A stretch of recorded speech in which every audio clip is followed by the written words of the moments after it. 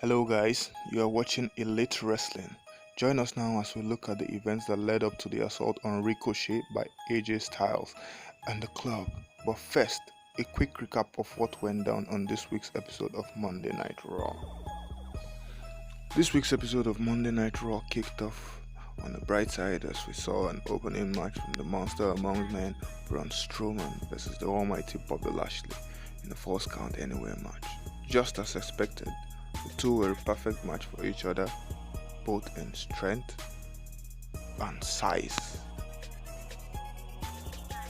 The match moved around the arena just as expected in the Falls Count Anywhere match up until the monster among men rammed the almighty Bobby Lashley through the backdrop in a scene that looks like an accident. Both superstars were eventually hauled out of the arena in stretcher by the EMT in an emergency van.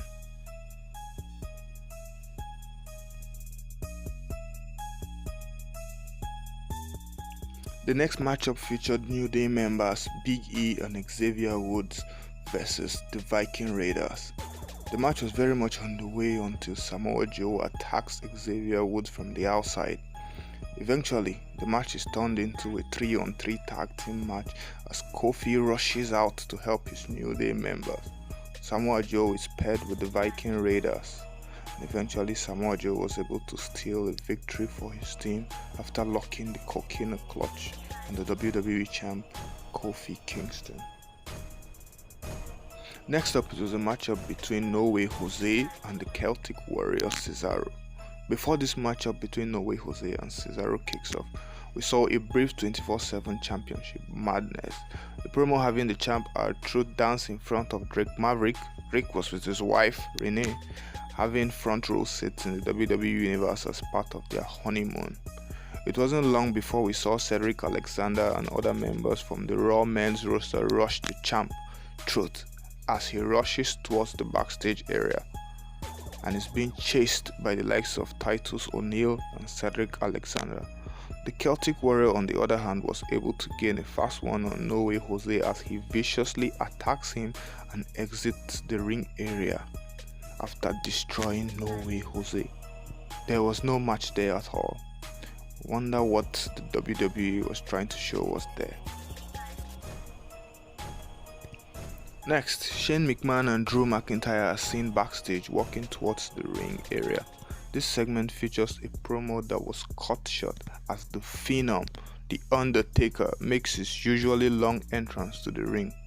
Well, Taker was able to clear the air, letting the WWE Universe know that the big dog never asked for his help.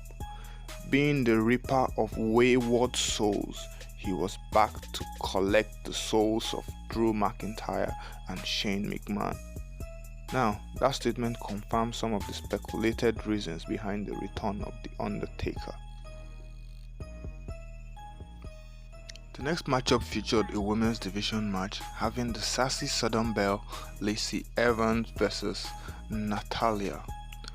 Baron Corbin was being a gentleman as he stands at ringside to support his mixed tag team partner for Extreme Rules, Lacey Evans. Becky and Seth Rollins are backstage in a locker room watching on TV. The matchup was quite an interesting one as we saw great athleticism from both superstars. Eventually, the sassy Southern Belle was able to steal a win over Natalya with an assist from Corbin as the referee was distracted. Natalya got the women's right. Now, as always, with WWE being more and more predictable, such a move was being expected, but in the end, it was a good matchup. Next, it was time to work with Elias. Just as the WWE Universe were getting ready to work with Elias, that work was cut short by the A-lister, The Miz, as he attacks Elias without wasting any time, going straight to work on him. It was a 2 out of 3 falls match, The Miz gaining the first fall after his core cruncher, leaving Elias' face on the mat. The match went on for some time, and during the course of the match, Elias missed The Miz and ran his knee first into the post, the ring post of course. The Miz took advantage of this and locked the figure 4 on the injured knee of Elias, making Elias to tap out, giving him the second fall victory over Elias. It was a fair matchup, I would say, in the end, I must confess. Next up was a mixed tag team match featuring Mike Canales and his wife Maria versus Seth Rollins, the Beast Slayer, and the man Becky Lynch. This match did not last very long as the man locked to disarm her on Mike Canales, making him tap out, giving herself and Seth the victory over Mike and Maria. We sure hope this isn't what we are going to experience at the Extreme Rules pay-per-view mixed tag team match. This was a bad joke. It was time for a moment of bliss. A special moment of bliss, if I may add, as this week's episode of A Moment of Bliss features Alexa's newfound BFF, Nikki Cross. Their moment of bliss was cut short by Carmella, who came out seeking clarity on the fact that she doesn't understand why Alexa should get a title opportunity while Nikki Cross did all the hard work. Well, this leads to Alexa and Carmella heading into the ring to settle their battle out in the ring. Carmella was able to roll up Bliss in no time to gain a quick victory. Cross, however, decides to fight for Alexa's honor again against Carmella. After going at it for some time, Cross was able to restore her new BFF's honor by winning the match against Carmella in Alexa's honor.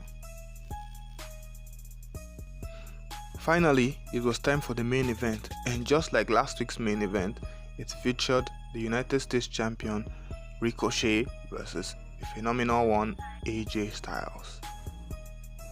The matchup this time around was for the United States Championship, and the match did not go as we all predicted, because for a moment there we thought we were going to see the title change hands.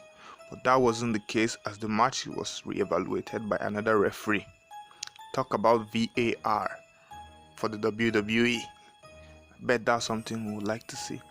Well, apparently the WWE champion had a foot on the bottom ropes, apparently. Anyway, the match was scheduled to continue, and this time around Ricochet was able to retain his title after displaying mind-blowing athleticism. As always, of course.